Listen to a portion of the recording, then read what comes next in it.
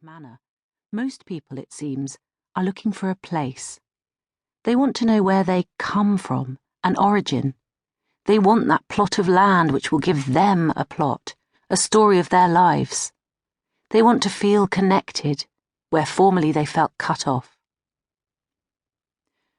When I began investigating my family's past, I soon found I had little to go on. There was scant evidence of the lives of earlier generations.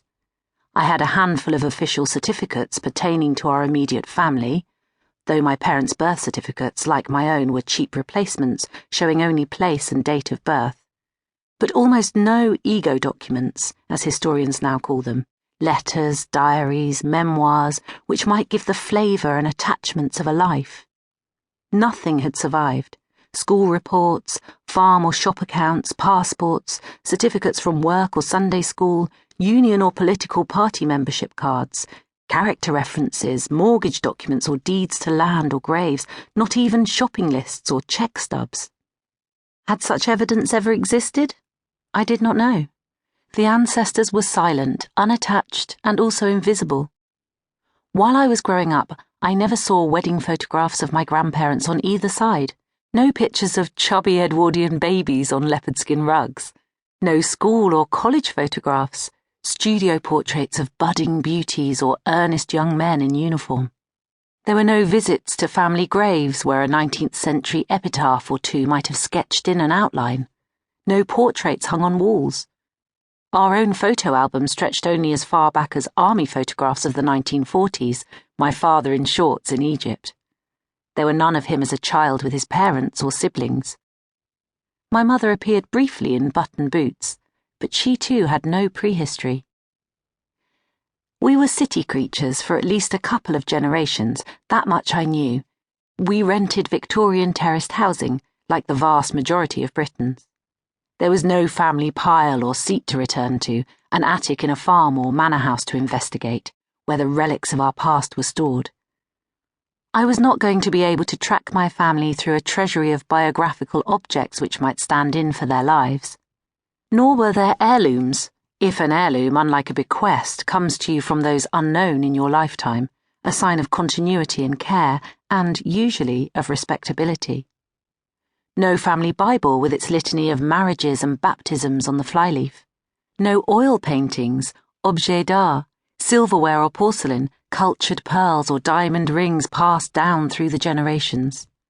No grandfather clock or dresser, fur coat or fob watch, nor the lace tablecloths or pillowcases of a trousseau. No christening robes or apostle spoons, not even a souvenir mug or a trinket, a plate to mark Victoria's Diamond Jubilee or a medal from a child's sports day. No battered toys cherished from nursery days or books inscribed from doting relations.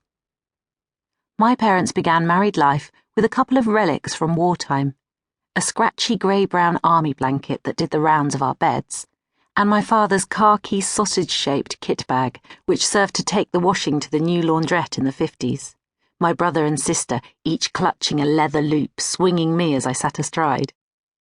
Our hand-me-downs were not heirlooms to look forward to, but cast-offs. Such ornaments as we acquired were modern, like the pottery Spanish donkey that graced our sitting-room mantelpiece. A holiday memento from a family friend, his panniers sometimes held a shilling or two for the electricity meter. 40 years later I salvaged it when my parents moved, and now use it for paper clips. Wherever my forebears had come from, they had travelled lightly through time, without baggage. Who had these travellers been? Was their lack of belongings a sign of deprivation or of mobility, or both? Had they been desperate or enterprising, both or neither? The paucity of letters and papers suggested little schooling, but an absence is not a proof. Any treasures that my mother's mother had inherited might have gone in the Blitz of 1941 when their house was bombed. What did a lack of belongings mean? Were belongings and belonging related? I knew, or I thought I did, that they had been poor, these working people from the past. But who were the poor? And why had they been poor?